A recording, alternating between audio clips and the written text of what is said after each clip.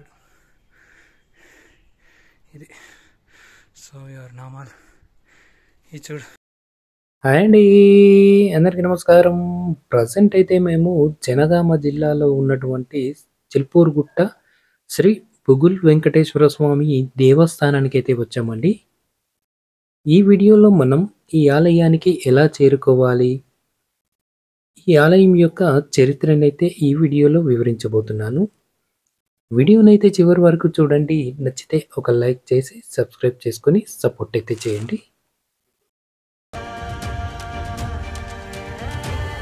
ముందుగా ఈ ఆలయం వచ్చేసి హైదరాబాద్ వరంగల్ హైవేకి అతి దగ్గరలోనే ఉంటుంది. జనగామ నుంచి కనుక మనం రావాలనుకుంటే జనగామ నుంచి ఈ ఆలయానికి 50 కిలోమీటర్ డిస్టెన్స్ అయితే ఉంటుంది. ఒకవేళ మనము హన్మకొండ నుంచి కనుక వస్తే 40 కిలోమీటర్ డిస్టెన్స్ అయితే ఉంటుంది మనకు. ఈ ఆలయం వచ్చేసి ఉదయం 6 గంటల నుంచి మధ్యాహ్నం 12:30 వరకు, మళ్ళీ తిరిగి 4 గంటల నుంచి రాత్రి 7 గంటల వరకైతే ఓపెన్ చేసి ఉంటుంది. ఇప్పుడు ఆలయం యొక్క చరిత్రనైతే తెలుసుకుందాం. కలియుగ ప్రత్యక్ష దైవమైనటువంటి శ్రీ వెంకటేశ్వర స్వామి వారు పద్మావతి అమ్మవారిని వివాహం చేసుకోవడం కోసం కుబేరుని వద్ద కొంత డబ్బునైతే అప్పుగా తీసుకోవడం అయితే జరిగింది. ఆ అప్పు అనేది రోజు రోజుకు పెరిగిపోవడంతో స్వామివారు బుగులుతో తిరుమల నుండి నడుచుకుంటూ కొన్ని కొండలు గుట్టలు దాటుకుంటూ ఈ ప్రదేశానికైతే రావడం జరిగింది. ఈ ప్రదేశానికి వచ్చినప్పుడు స్వామివారు పాదుకలని కొండ కింద వదిలేసి కొండ పైకి వెళ్ళి 41 రోజులు అఖండ దీపమైతే వెలిగించి స్వామివారైతే ఇక్కడే సేదతీరారు. అలా 41 రోజుల తర్వాత స్వామివారికి కుబేరు నుండి ఒక సందేశం అయితే వస్తుంది. అది ఏమిటంటే, స్వామివారు తీసుకున్నటువంటి అప్పులో కొంత భాగం విముక్తి కలిగినట్టుగా కుబేరు నుండి సందేశం అయితే అందుతుంది. దానితో స్వామివారు సంతోషంతో ఇక్కడ కొండపైనే స్వయంభూగానైతే వెలిశారు. ఎక్కడైతే స్వామివారు పాదుకలైతే విడిచిపెట్టారో అక్కడే స్వామివారికి గుడి నిర్మాణం అయితే జరిగింది. ఈ గుడి నిర్మాణం వచ్చేసి 1999లో శ్రీ శ్రీ శ్రీ చిన్నజీయర్ స్వామి చేతుల మీదుగా పునర్నిర్మాణం అయితే జరిగింది.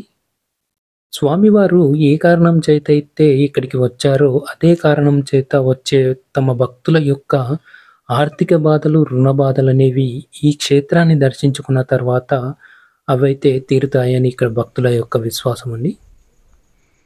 ఇప్పుడైతే మనము కొండపైకి అయితే చేరుకోవాల్సి ఉంటుందండి. కొండపైకి చేరుకోవడానికి మనకు యారో మార్క్స్ అయితే ఉంటాయి.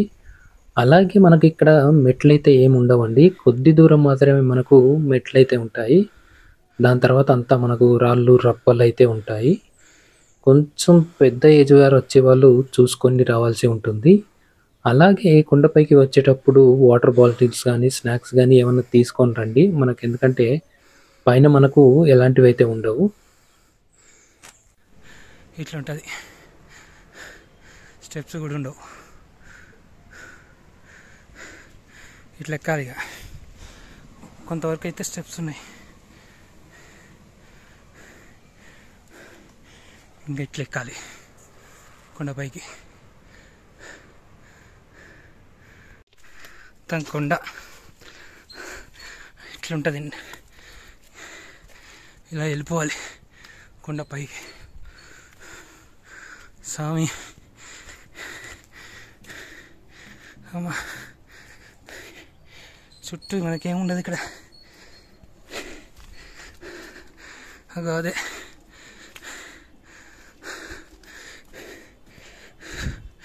స్వామి నామాలు. ఇదైతే స్వామి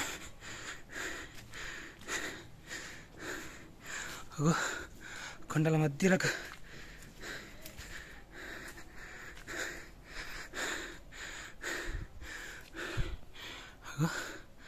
అందులో మధ్యలో ఉంటారు. మధ్యలోకి వెళ్ళిపోయిన స్వామి. ఇదో ఇదే ఇలా వెళ్ళిపోవాల్సిందే.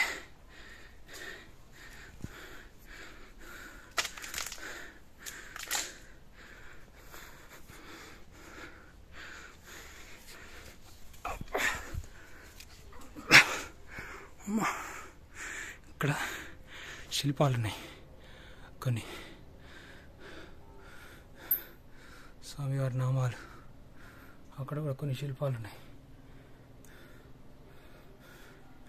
ఇక్కడ మనకు అగో ఇంకా మధ్యలో కొండల మధ్యలో ఉంటాడు స్వామి, లోపట స్వామి ఉంటాడు. ఇది స్వామివారి నామాలు. ఈ చూడు కొండపైన స్వామి, అందులోకి వెళ్ళాలి. ఇప్పుడు కనిపిస్తుందా? లైట్ పెట్టాను చూడండి, ఇందులో ఎక్కాలి. ఈ గుహలో స్వామివారు వచ్చి తపస్సు చేసుకున్నారు.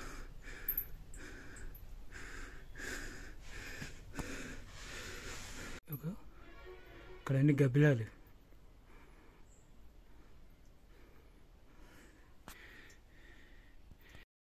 ఓకేనా ఫ్రెండ్స్, వీడియో కనుక నచ్చితే ఖచ్చితంగా లైక్ చేయండి, షేర్ చేయండి, నా ఛానల్ సబ్స్క్రైబ్ చేసుకొని సపోర్ట్ అయితే చేయండి. Thank you for watching.